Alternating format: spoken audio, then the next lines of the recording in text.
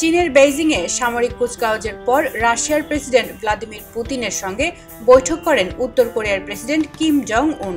4 September বুধবার তাদের মধ্যে বেশ কিছুক্ষণ কথাবার্তা হয়।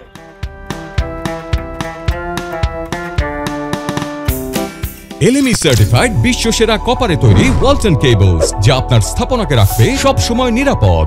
পুতিন কিমের ওই বৈঠক শেষে নেটে ছড়িয়ে পড়া এক ভিডিওতে দেখা যায় উত্তর কোরিয়ার নিরাপত্তা কর্মীরা প্রেসিডেন্ট কিম জং উনের স্পর্শ করা প্রতিটি জায়গা ঘষে ঘষে পরিষ্কার করছেন। চেয়ারের হাতল ও পিঠের অংশ কিছু একটা দিয়ে মোছেন একজন। এছাড়া আলোচনার সময় পাশে থাকা টেবিলটিও পরিষ্কার করা হয়েছে। কিমের পানি পান করা গ্লাসটিও একটি ট্রেতে করে নিয়ে যাওয়া হয়। মূলত কিমের ডিএনএর চিহ্ন মুছে ফেলতে তিনি যেখানে যেখানে বসেছিলেন, স্পর্শ করেছিলেন, সেসব জায়গা পরিষ্কার করে ফেলা হয়।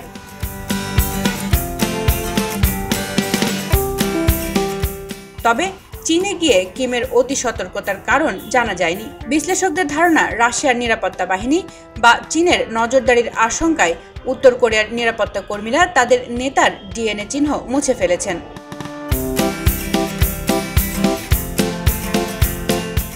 ডিএনএর চিহ্ন মুছে ফেলা বা এ নিয়ে সতর্ক থাকা ব্যক্তি কেবল কিম জং উনই নন।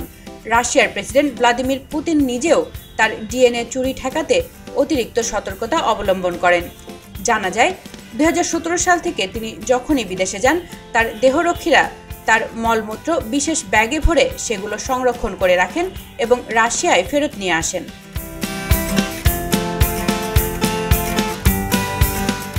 গত মাসে যুক্তরাষ্ট্রের প্রেসিডেন্ট ডোনাল্ড ট্রাম্পের সঙ্গে আল আকসায় পুতিনের বৈঠকের সময়ও একই প্রোটোকল অনুসরণ করা হয়েছিল।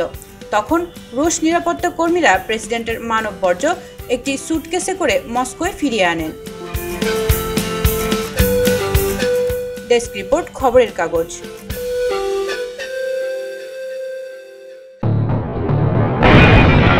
সবাই যখন জোয়ারে গা ভাসায়, কেউ কেউ শির দাঁড়া সোজা করে ঘুরে দাঁড়ায়।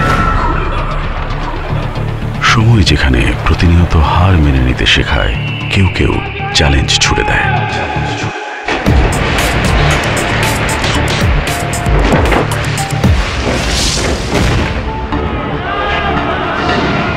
পক্ষপাতের ভিড়ে আজ থেকে কোনো পক্ষ নয়, খবর হবে নিরপেক্ষ।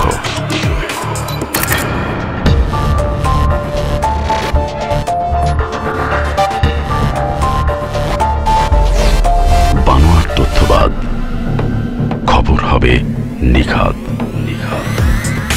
ভেঙে গুজবের শিক, খবর হবে নির্ভীক।